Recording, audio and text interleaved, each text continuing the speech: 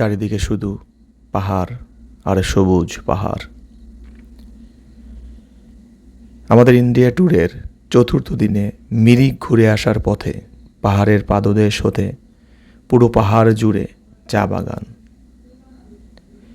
এ যেন সৌন্দর্য অবলোকনের আদর্শ জায়গা। মহান সৃষ্টিকর্তার অপূর্ব সৃষ্টি, পাশে দিগন্ত বিস্তৃত পাহাড়।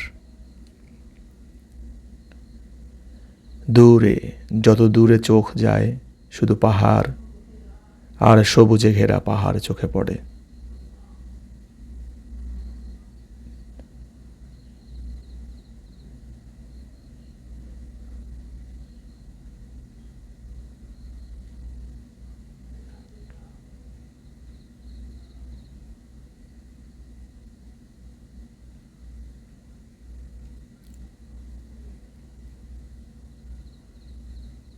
এখানকার পাহাড়গুলোর সবচেয়ে যেটা চোখে পড়ে সেটা হলো পরিপাটি করে সাজানো